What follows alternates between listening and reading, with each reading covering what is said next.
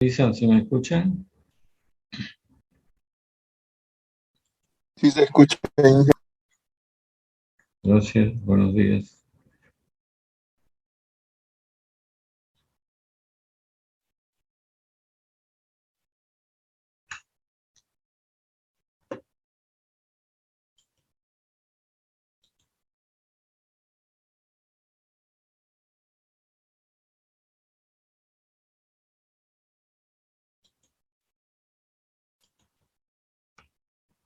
Voy a hacer el esquema de lo último que estuvimos comentando.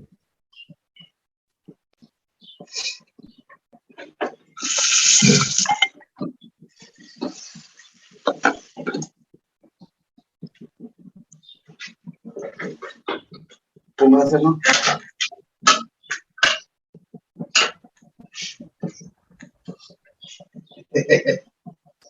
¿Hay alguien que tiene su micrófono abierto? Por favor, ciérrelo.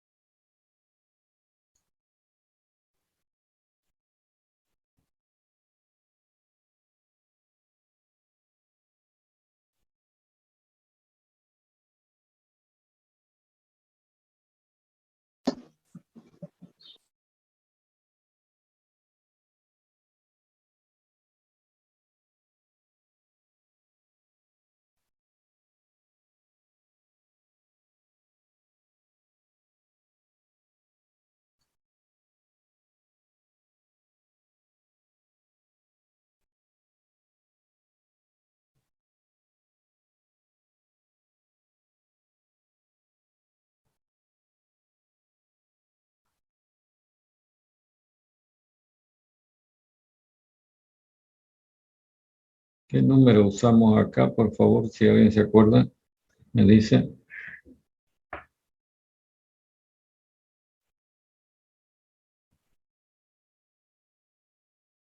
O le ponemos otro número. El 5, ingeniero. No, el 5 está acá, pues no ve antes. Usamos 9, ingeniero. 9. Sí, es 9, ingeniero. Y acá 10, ¿no? Sí, sí. Sí, ingeniero. Ya. Recordamos de que esto es un intercambiador de calor de pared con dos entradas y dos salidas, lo que hemos llamado calentador de agua de pared. Y en el caso anterior analizamos cómo este líquido saturado era bombeado hacia la caldera. Y dijimos esa es una alternativa, que por supuesto ya la analizamos. La otra posibilidad es enviar este líquido saturado hacia una zona de más baja presión, dijimos, ¿no? Por acá tenemos la presión P sub 0, pero por acá tenemos la presión intermedia. Y entonces decíamos que podemos, en principio, enviar esa corriente de líquido saturado a cualquier sitio que tenga una presión como P sub 0, es decir, desde 3 hasta 4 prima, ¿no? En cualquiera de esos lugares. Sin embargo, hay que tener cuidado con eso. Pero antes, si yo quiero enviar una corriente hacia un lugar en donde la presión es más baja, no lo puedo hacer directamente porque sería como cuando en un circuito eléctrico ocurre un cortocircuito. ¿Me explico, no?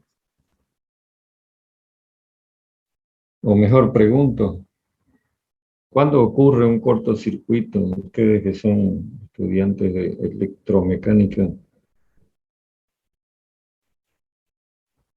¿o qué es un cortocircuito? ¿A qué se debe un cortocircuito? Cuando aumenta la corriente, ingeniero. Claro, un efecto es que aumenta la corriente hasta un valor teóricamente infinito, ¿no? Sí, que no hay resistencia en el paso, pero ¿cuándo ocurre esto?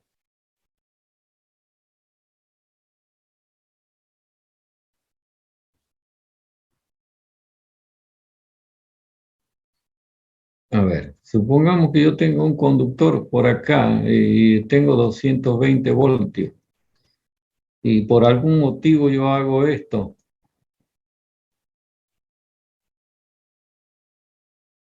¿Conocen el símbolo, no? Tierra Sí. ¿Qué va a pasar? va a estar estable nomás. No, ¿cómo va a estar estable?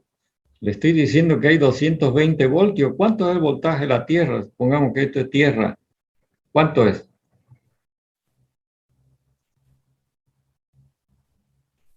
Ah, cero casi? sí, sí, va a haber una igualación ahí.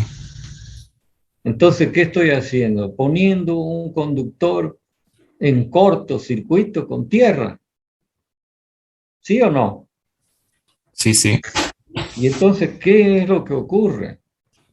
Que esta corriente va a aumentar espantosamente y entonces va a hacer volar toda la instalación, ¿no es verdad? Sí. Algo similar ocurre acá con las corrientes de fluido. Cuando están a una presión, que sería como el voltaje, frente a otra presión, que sería como el otro voltaje, y entonces se produce un cortocircuito. Entonces, si yo quiero evitar eso y quiero una descarga a tierra, ¿qué tengo que hacer para evitar que esta corriente se eleve tanto? Si lo quiero hacer de una manera controlada, ¿qué debo colocar entre estos dos puntos? ¿Qué es lo que se pone normalmente en los circuitos eléctricos? Una resistencia. Una resistencia, exactamente. Entonces, tendríamos que pensar cuál debería ser el equivalente acá en estas instalaciones hidráulicas, ¿no? O instalaciones con fluidos. ¿Cuál sería el equivalente a una resistencia? Es decir, algo que haga caer el voltaje, ¿no? Controlando el flujo, que es la corriente, y en el caso, digamos, particular que estamos analizando, cómo hacer caer la presión controlando el flujo másico, ¿no? Y entonces el equivalente a una resistencia es un dispositivo que ustedes lo estudiaron antes,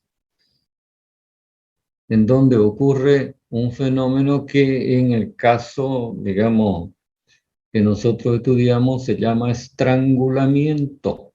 ¿De qué estoy hablando?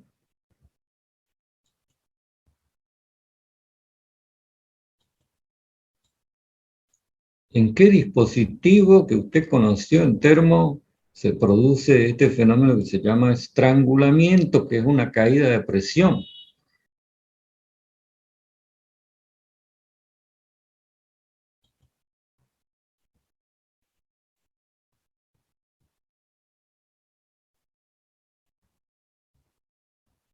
Es importante repasar termodinámica porque si no, estamos... ¿Una válvula, ingeniero? Una válvula. Entonces, en principio, entre el punto 10, este que tenemos marcado acá, y el punto de retorno, en algún lugar entre 4' y 3, debemos instalar una válvula. ¿Ok? Pero ¿qué ocurre con el líquido saturado si instalamos una válvula? Entonces, para explicar eso, me voy a remitir a mostrarles un gráfico que ustedes ya también lo deben haber conocido en termo y que lo vamos a usar mucho en el siguiente tema de refrigeración, que es el diagrama pH, cuya campana es más o menos así. ¿Recuerdan eso o no lo vieron? Pregunto. quiero saber para tener idea de qué manera debo explicar las cosas a fin de que me entiendan y que no quede la cuestión oscura. Yo no recuerdo haber avanzado ese ingeniero. Yo tampoco. Bueno, entonces una primera recomendación es que usted pesque sus apuntes de termo y busque. Y si no, busquen el texto que se les ha recomendado, el Gordon o el Sengel, no sé, el que tenga disponible, y mire este diagrama pH, que es muy utilizado en refrigeración, pero que ahora lo vamos a utilizar para explicar algo que yo quiero ponerlo de manifiesto para finalmente saber qué es lo que vamos a instalar y a dónde vamos a hacer la conexión. Entonces, si yo marco este punto, ven en el diagrama pH que estoy marcando. ¿Qué representa este punto? Que está en la línea izquierda de la campana, que es más o menos así, inclinada, como una torre de Pisa. ¿Ah? Líquido saturado, que sería algo como el 10. Este líquido saturado está a la presión intermedia, ¿cierto? La presión con la que sale del intercambiador de calor, el calentador de agua de pared. Y se va a estrangular hasta la presión P sub 0. Y lo va a hacer de una manera isoentálpica, porque se trata de un estrangulamiento, es decir, el fenómeno va a ocurrir así, como lo estoy marcando, desde 10 hasta una determinada condición, representada por este punto. Y entonces, ¿qué va a resultar como consecuencia del estrangulamiento? ¿Qué representa este punto dentro de la campana? Mezcla. Mezcla líquido más vapor. O sea que después de el estrangulamiento, que me permita provocar esta disminución de presión, ahora voy a tener una mezcla de líquido y vapor. Les pregunto, ¿la puedo alimentar aquí en este punto que estoy marcando en el circuito? Es decir, antes de la bomba. ¿Qué opinan? ¿Puedo alimentar una mezcla de líquido y vapor a una bomba? Es lo que estoy preguntando. Sí. No.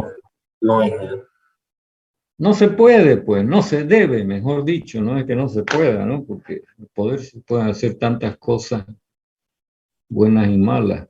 Pero... Entonces, no es conveniente la alimentación antes de la bomba. Tenemos que garantizar que lo que llegue a la bomba sea 100% líquido. Entonces, ¿dónde vamos a enviar este flujo? 10, pasando por la válvula.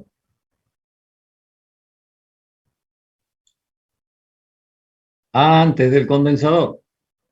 No hay alternativa. ¿Se da cuenta?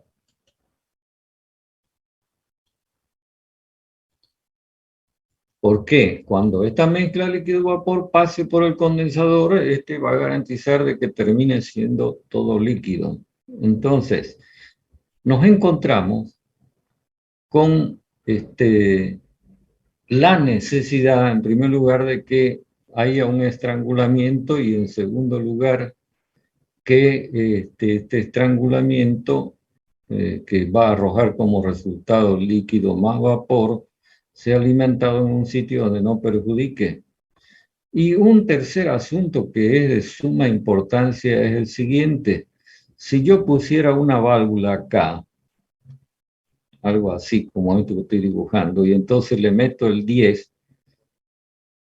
entonces por esta diferencia de presión, entonces existe la posibilidad de que el flujo por esta parte sea tan alto, que prácticamente lo que esté ingresando a la válvula sea parte del vapor que viene como 6.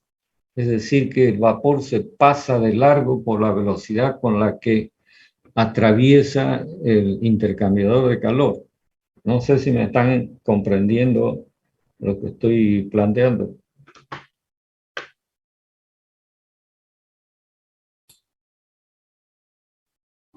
¿Puede explicarlo de nuevo, ingeniero, por favor, esa parte?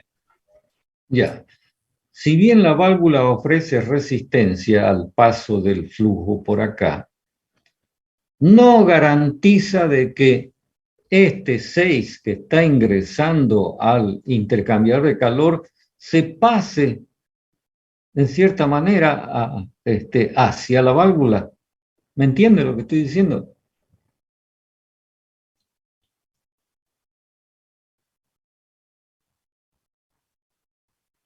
Es decir, lo que tiene que venir a la válvula de alguna manera hay que garantizar que sea líquido saturado y nada más, porque si se pasa vapor sin condensar, entonces estamos desperdiciando parte del vapor que hemos extraído de la turbina.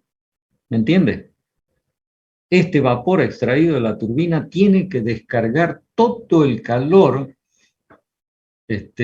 posible, convirtiéndose en líquido saturado para que sea eficiente, digamos, el aprovechamiento de esta corriente. Si no, no la estaríamos aprovechando. Entonces, repito, la idea es de que este dispositivo que instalemos acá, que lo voy a tachar, garantice que solamente llegue el líquido saturado a la válvula, al estrangulamiento. Y entonces, para ello se ha inventado un dispositivo, que lo voy a anotar por acá, que tiene esa doble finalidad, estrangular y garantizar de que solamente pase líquido por ese dispositivo. Este elemento se conoce con este nombre, se llama así trampa de vapor. Les cuento que hay varios tipos de trampa de vapor y entonces una de las tareas que usted tiene es investigar los diferentes tipos de trampa de vapor, cómo es su principio de funcionamiento y cuándo se aplican. ¿Está claro lo que estoy planteando? Sí, No se olviden lo que les vengo repitiendo hasta el cansancio, hasta el aburrimiento, de que todo lo que estamos dejando pendiente es para que lo tengamos presente por si nos lo preguntan algún día. Me refiero a los exámenes. Entonces, es importante que usted tome nota de lo que estoy diciendo. Entonces, las trampas de vapor cumplen con estas dos finalidades. Garantizar de que solamente pase el líquido saturado 10 hacia abajo y lógicamente provocar el estrangulamiento correspondiente, de tal manera que esta instalación quedaría completada si colocamos, lo voy a dibujar así con un recuadro, hasta que ustedes conozcan cómo es, de tal manera que el 10 cuando se estrangule hasta la presión P sub 0 genere, no sé hasta qué número usamos antes, quiero ponerle otro número, le voy a poner 15, genere 15, que sería algo como esto en el diagrama pH, ¿ve? 15. Y entonces ese 15 lo vamos a enviar por esta línea a mezclarse en este lugar con el 3, dando como resultado un 16, un flujo 16, que es el que ingresa al condensador. ¿Está claro? sí, ingeniero. Ya, entonces ahora lo que correspondería es que completemos el panorama dibujando el ciclo en el diagrama TS con el concurso de la trampa de vapor.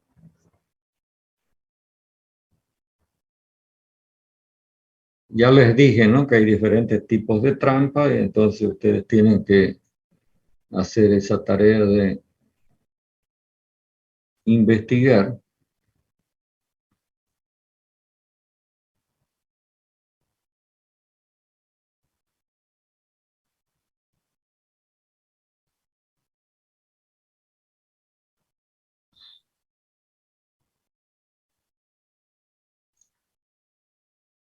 Entonces vamos a marcar distintos niveles de temperatura y presión.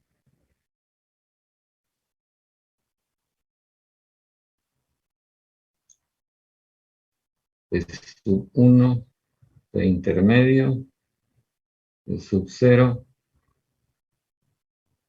y su correspondiente temperatura.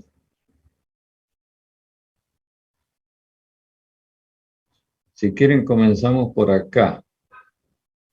Siempre llamamos 1 al líquido saturado dentro de la caldera, en la cual se convierte en 2, que luego en el recalentador alcanza la condición 2 doble prima, para posteriormente expandirse generando trabajo mecánico en las dos secciones de la turbina. En la primera hasta la condición que estamos identificando como 6 y en la segunda hasta la condición que hemos marcado en el número 3.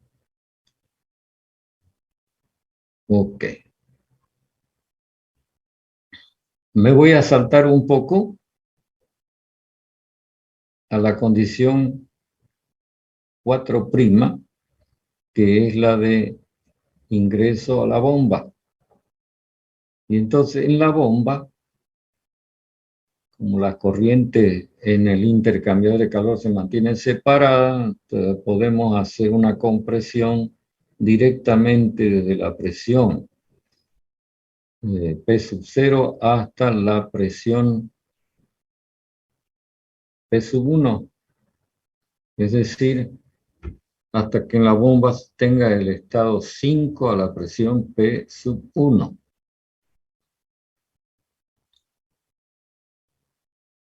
Luego de su paso por el intercambiador de calor, hemos dicho que el 9 se espera que alcance la condición de líquido saturado, es decir, que resulta idéntico a 1,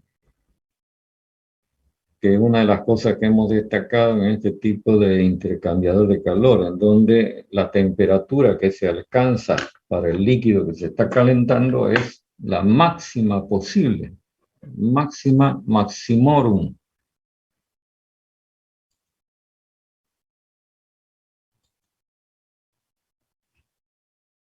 Ok, entonces por ahí alcanzamos la condición 9, que va a ser la condición en la que el líquido va a arribar a la caldera.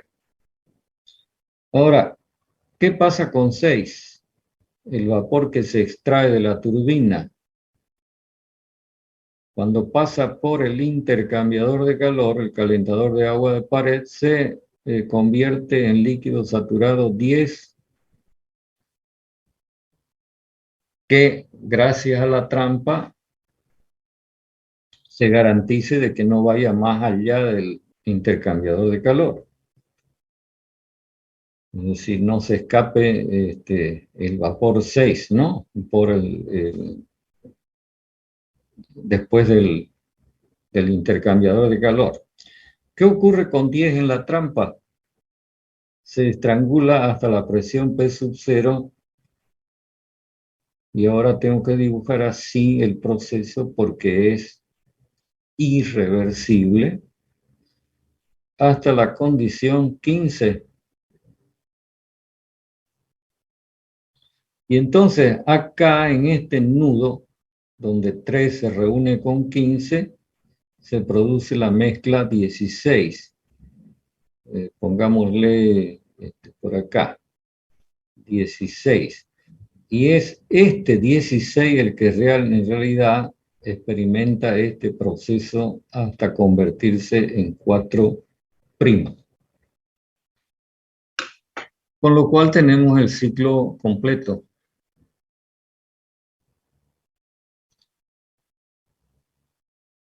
¿Preguntas?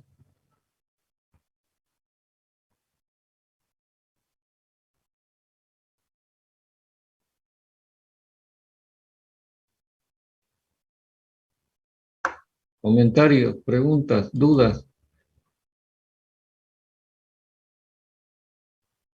Nada, Inge. ¿Está claro como el agua? ¿O es agua turbia? Ingeniero, con esa trampa de intercambiador de calor o de líquido vapor, entonces mejoraríamos toda esa instalación, ¿no? Su Bueno, rendimiento. la mejora comenzó por el hecho de colocar un calentador de agua de pared, ¿no? Sí, Ahora, lo que este calentador demanda es o una bomba para bombear el líquido saturado 10 hacia la caldera o esta otra versión que estamos planteando. O sea que la trampa es un accesorio, digamos, demandado por la situación en este caso para evitar que se pierda vapor de calefacción en el intercambiador de calor de pared, pero no es que la trampa en sí mejore, ¿no? La mejoría se logra a través del calentador de agua. ¿Entiende, no? sí,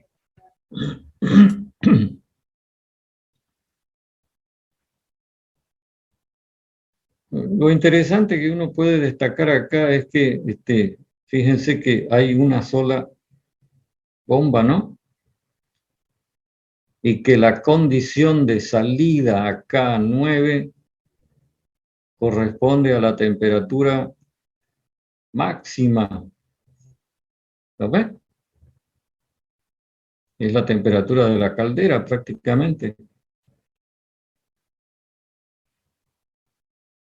Bueno, lo que habría que hacer es, si uno quiere tener una idea más concreta, plantearse un ejercicio que lo pueden hacer ustedes con los mismos datos que ya hemos hecho conocer antes, de presión de caldera, de presión intermedia, de presión de condensador,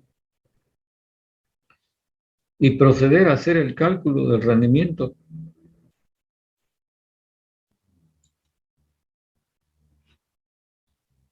A ver, yo lo voy a plantear y ustedes si quieren ejercitar, ya cuestión que le pongan números, ¿no? Como siempre, el rendimiento en todas las instalaciones es, dijimos, potencia dividido por flujo de calor. Ya saben ustedes la razón por la que manejamos la cosa así. La total, potencia neta total, será igual a la potencia de las turbinas total menos potencia de la bomba. La potencia de la turbina, su totalidad es potencia de la turbina 1 más potencia de la turbina 2. La potencia de la bomba, bueno, es una sola, ¿no? Entonces no hay mayor inconveniente. Y el flujo de calor suministrado va a ser igual, como pusimos antes, el flujo másico 2 doble prima, que es el que pasa por la caldera y el recalentador, por la diferencia de entalpía entre qué estados. A ver si me están siguiendo, me pueden decir. ¿Qué diferencia de entalpía voy a notar?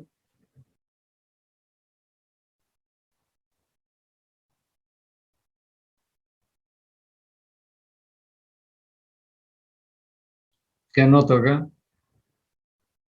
De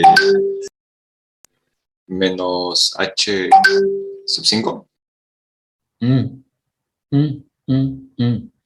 ¿Qué es lo que entra a la... Fíjense en el esquema de la instalación a la izquierda. ¿Qué es lo que entra a la caldera? H sub 9. 9.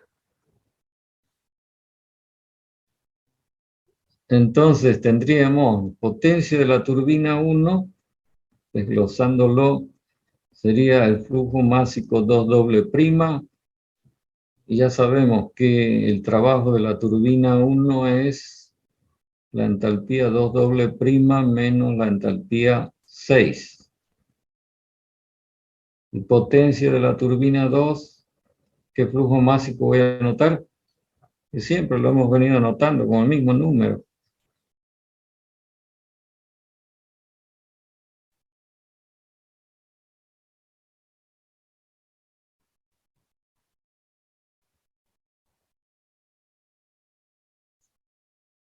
Flujo másico 3. Entonces ya tenemos, ya voy a anotar potencia de la bomba. ¿Qué flujo másico pasa por la bomba?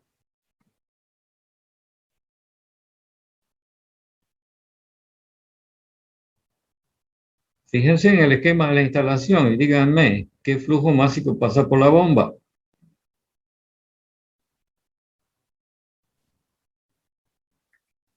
Masa sub 4 prima. 4 prima, pero que es igual al 5, ¿no? Que es igual al 9, que es igual al 2 doble prima. ¿Lo ve? Por el trabajo de la bomba.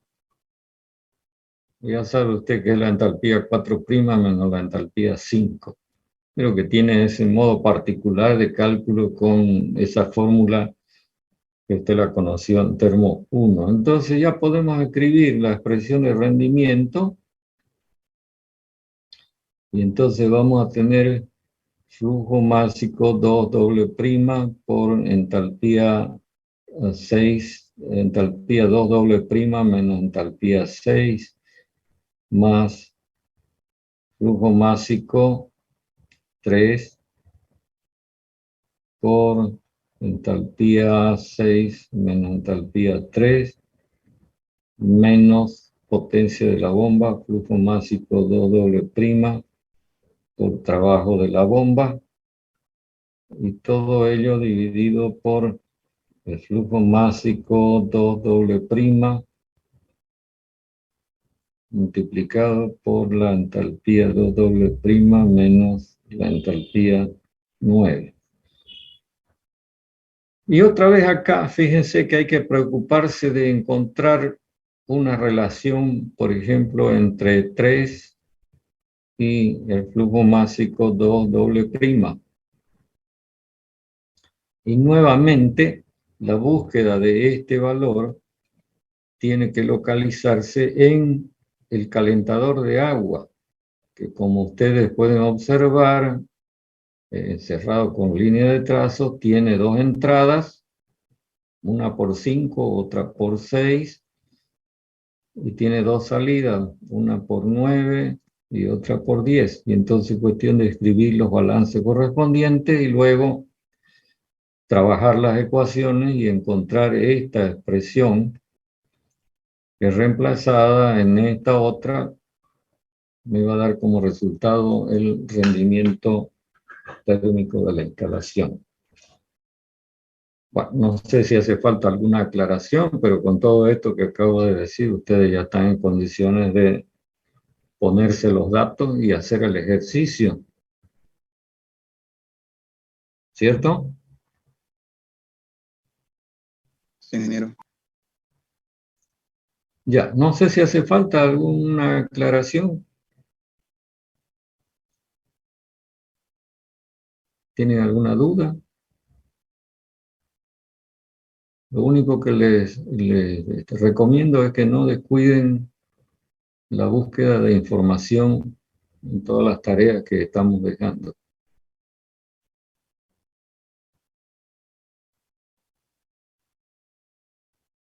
La intención es que usted conozca, aprenda, y entonces más adelante esto le pueda servir de alguna forma, ¿no?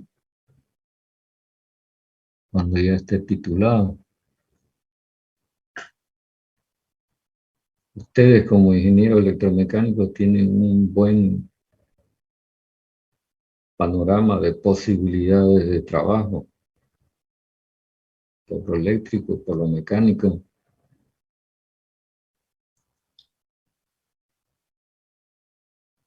Bueno, si no hay ninguna pregunta o consulta, lo paramos acá hasta el próximo día viernes. ¿Ok? Listo, Inge. Bueno, me despido. Hasta el viernes. Hasta luego. Gracias. Saludos, ingeniero. Muchas gracias, ingeniero.